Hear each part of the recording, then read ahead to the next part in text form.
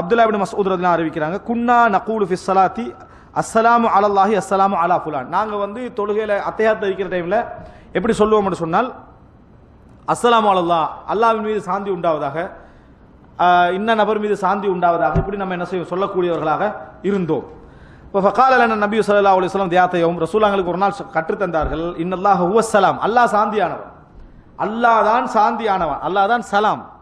ஃபஇதா கஅத அஹதுக்கும் ஃபிஸ் ஸலாத்தி, தொழுகையில் உங்கள் ஒருவர் உட்கார்ந்து விட்டால், ஃபல்யகுல் அத்தஹியாத்து லில்லாஹி, அந்த அத்தஹியாத்தை சொல்லி கொடுக்குறாங்க. சொல்லி கொடுத்து அந்த சாலிஹின் வரைக்கும் சொல்லிட்டு, அதாவது அந்த இடத்துல எப்படி சொல்ல வேண்டும் அப்படி என்று சொன்னால், அதாவது எப்படி வருது, அத்தஹியாத்துல் பரகாத் ஸலவாத் தய்யிபாத்து லில்லாஹி அஸ்ஸலாமு அலைக்க அய்யுஹன் நபி அஸ்ஸலாமு அலன் நபி வலங்கிட்டா வஅலா அஸ்ஸலாமு அலைனா வஅலா இபாதில்லாஹி ஸாலிஹின், அது முக்கியம். அதாவது அஸ்ஸலாமு அலைனா வஅலா இபாதில்லாஹி ஸாலிஹின், எங்கள் மீதும் அல்லாஹ்வுடைய அதாவது எல்லா நல்லடியார்கள் மீதும் சாந்தி உண்டாவதாக, இப்படி சொல்லுங்க. நீங்க அல்லாஹ்வுக்கு சாந்தி சொல்றது இல்ல, கேன்சல்.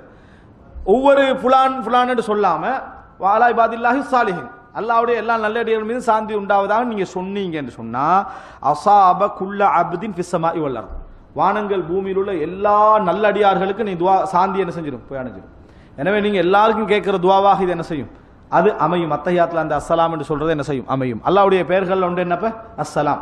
ரைட்டா, அல்லாஹும்ம அன்தஸ் ஸலாம் வ மின்கஸ் ஸலாம் தபாரக்த யா தல் ஜலாலி வல் இக்ராம் அப்படின்னு சொல்லுவோம். ரைட், சொல்லிட்டு ரசூல் ஸல்லல்லாஹு அலைஹி வஸல்லம் சொல்றாங்க, அஷ்ஹது அல்லா இலாஹ இல்லல்லாஹ் வ அஷ்ஹது அன்ன முஹம்மதன் அப்துஹு வ ரசூலுஹு அத்தஹியாத்துல சொல்லிட்டு, சும்ம யதஹய்யரு மின ஸனாஇ மா ஷா, பின்னர் எதையெல்லாம் அல்லாஹ்வை புகழ வேண்டும் என்று நீங்க தேர்ந்தெடுக்கிறீங்களோ அதை கொண்டு அல்லாஹ்வை புகழ்ந்து கொள்ளுங்கள் என்று ரசூலுல்லாஹ் சொன்னாங்கன்னு இந்த செய்தி 6328வது இலக்கம். இப்போ இந்த செய்தியில் என்னன்னு சொன்னால், அஸ்ஸலாமு அலல்லாஹ் சொல்லக்கூடாது, நம்ம அல்லாஹ்வின் மீது சாந்தியாவதாக என்ன செய்யக்கூடாது, சொல்லக்கூடாது என்றதும், இரண்டாவது வந்து தொழுகையில் நம்ம துஆ கேட்கலாம் என்பதற்கும் இது ஒரு ஆதாரமாக என்ன செய்து வருது.